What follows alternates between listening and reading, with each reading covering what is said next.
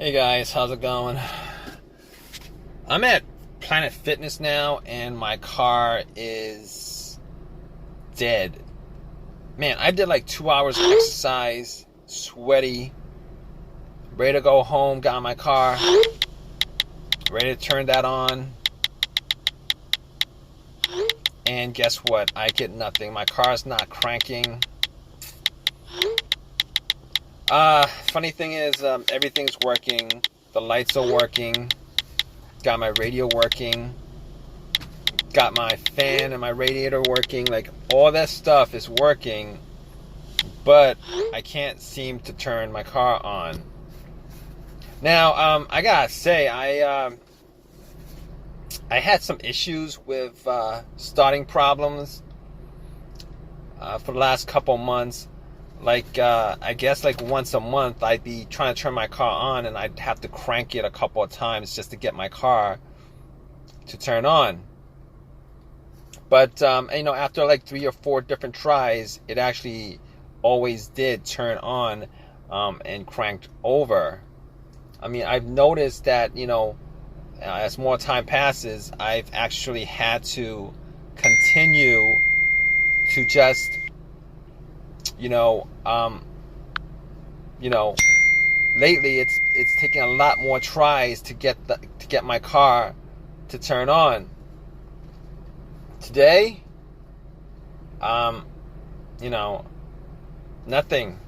I changed the battery like recently, like within like the last month and a half, thinking that could be the cause of it, and apparently it's not the battery. So anyway,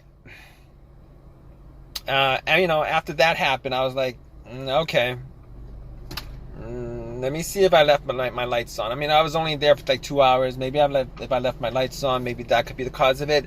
So I went out, checked the lights, and the lights were bright. Normally what happens is if it's like a battery that's weak or whatever, you go out and the lights would be kind of weak or dim. The batteries are not weak or dim. I mean, I looked at it and it was very, very bright. So I was thinking maybe it's not the battery. But I was like, I wasn't 100% sure on it.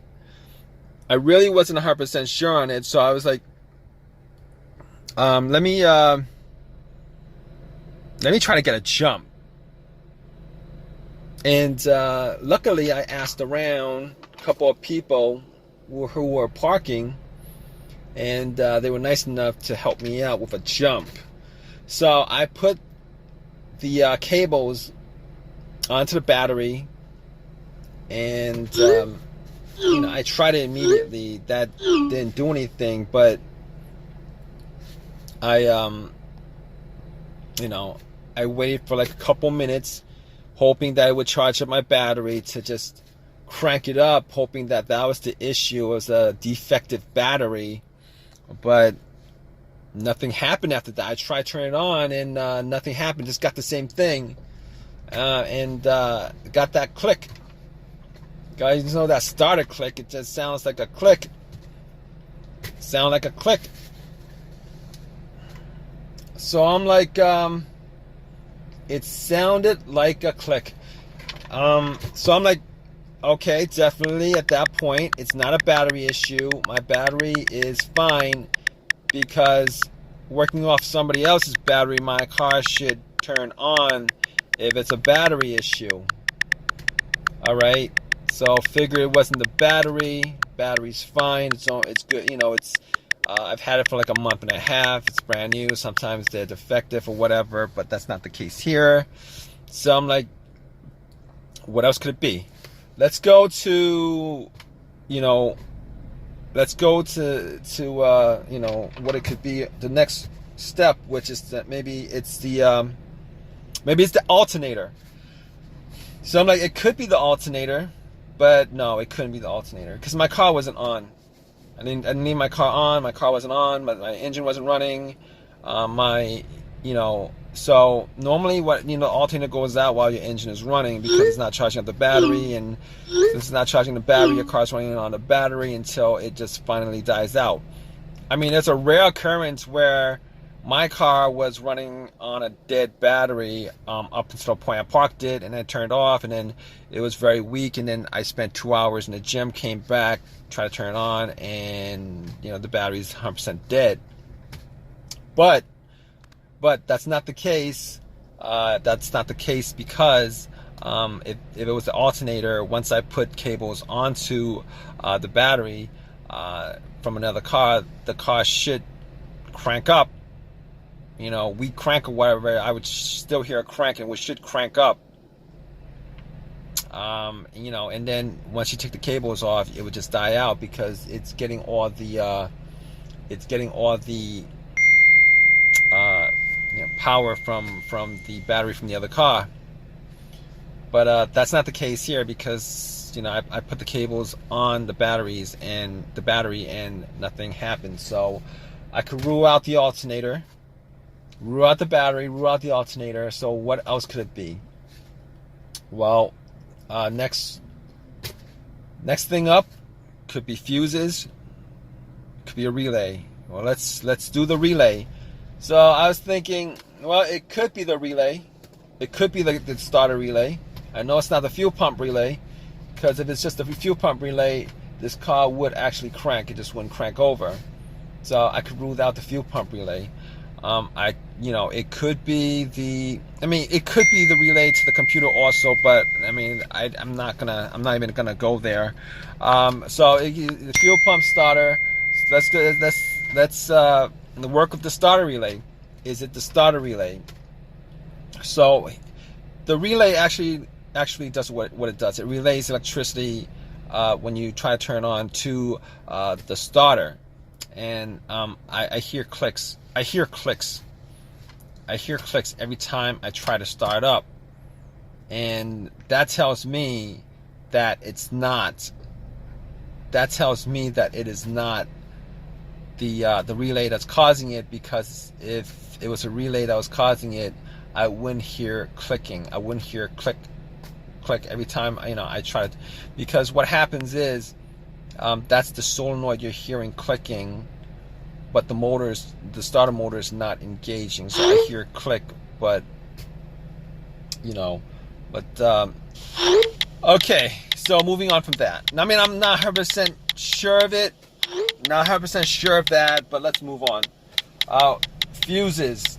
It could be a fuse, but generally the 2 times that I've had issues with a fuse blown out and a no start issue, I've had this maybe twice since I've ever owned a car. So the first one was, the car cranked up, but it wouldn't turn over, and I went through, trying to figure out what that was, but it became, it was a fuse that was causing it. That's what was causing it. The car cranked, but it wouldn't turn over, and as far as trying to figure out, what's causing it, could be a whole bunch of other things causing it. Fuel pump, most likely a fuel pump, but it wasn't the fuel pump. Once I did a little fuse test to see which was good and which was bad, found out the bad fuse, popped it out, popped another fuse in, and it cranked over without a problem every single time. But that's not the situation here, because there's no crank at all. There's no crank at all. So that's not the situation here. The other time that I had a problem with fuse that caused a no start situation was no power to the car at all. I tried starting the car up, no power. It was as if somebody took the cables off the battery. Absolutely 100% dead. 100% dead. And it turned out, it was an Acura. It turned out to be a main fuse that connected the battery to the fuse box, and that was blown, which pretty much cut off all the power to the car. But that's not the situation here. It's not the situation here because, you know, I got everything still working. The lights work, you know, everything on the dash looks good. Everything on the dash looks good. Everything looks good, you know. So that's not the problem here. Okay, it's not the two cases of the fuses blowing that could have caused this. I mean, it could be, you know, something else with the fuses, another fuse that's blown, but I don't think that's the case. I don't think that's the case with this car, and not that I could actually test it out 100%, but I mean, just hypothetically speaking, I don't think the fuse is the cause of it. So if it's not any of those causes, I'm gonna guess that it's my starter. It's not starting, it's not cranking. I'm not hearing anything from the starter cranking. So I'm like, I mean, there's a couple ways I could test it. I could, you know, try to bump the starter. Well, that's not actually testing it. That's just hoping that it has one crank left to crank it up. You know, hitting the starter and stuff like that. I mean, that could work, but I'm not going to do it because I don't have a long enough crowbar, and I got to find out where the starter is on this car. And sometimes it's really not, you know, it's really not, you know, in a place where I could actually bump it. I mean, I could put a wire to it and try to start it up, see if there's a test. I'm not going to do that right now because I don't have the tools to do it. But at this point, I'm going to assume it's a starter. And the reason why I didn't go there to begin with, I didn't assume it was a starter to begin with, is because I changed the starter out 8 months ago on this car. Changed it out 8 months ago on this car. What are the chances that 8 months later I maybe put in maybe I don't know, 8,000 miles on this car within 8 months? And what are the chances that it is, you know, if that's the problem? Because I didn't, you know, you put a new starter, you're hoping you get maybe maybe over 100,000 miles on the starter itself. But the starter I bought was a rebuilt starter. I've had issues with rebuilt stuff before.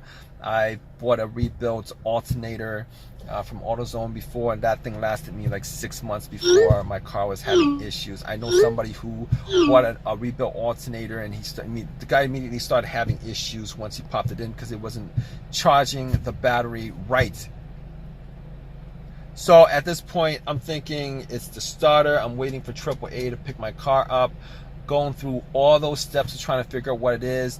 Now, I can't really say 100% for sure because I'm not actually out there testing it, but just from deductive reasoning on my part, I'm going to say it's the starter. And it kind of sucks that it's the starter because now I'm going to have to put some time in, you know, with this issue, and I've already put in maybe 45 minutes already. I'm waiting for an hour for AAA to come and get my car, and on top of that, I'm gonna have to either spend some time myself to put it in or pay somebody some money to put it in again. And that starter is warranted for I don't know what, a year or whatever, but it's warranted, and it kind of sucks because it's not actually the warranty that's the issue. It's putting the amount of time in to get the starter, paying somebody to put in the starter. You know, I gotta pay again to have that done, or spend some more time to do it myself. It's really a pain. It's really a pain in the butt, and I really do not want to do it. Last time I paid somebody to do it, I'm going to see if I could probably do it myself because I don't want to spend that extra money. It kind of sucks. But it is what it is. I mean, right now, I'm thinking it's the starter. I was hoping maybe it would have been something simple. Would have been great if it was something simple. I'm sweating. Just did 2 hours, I'm sweating, and all right, guys, I'm just babbling on right now. I'm hoping AAA just comes, stops by to tow my car really within the next 30 minutes. But I know I'm gonna wait an hour for them to get here. But I'm gonna keep you guys updated. All right, guys. All right, guys. So yeah, got that starter put in. It was a starter. And that actually just sucks. It was the starter that was causing it. Oh man. So I had to pay somebody to do it. Sucks. You know, I'm like within a year, within 8 months now, I had the starter put in twice. And this stuff shouldn't happen, but if you guys know anything about, at all about rebuild stuff, you know, rebuild stuff, they only rebuild like a part of the stuff, part of it.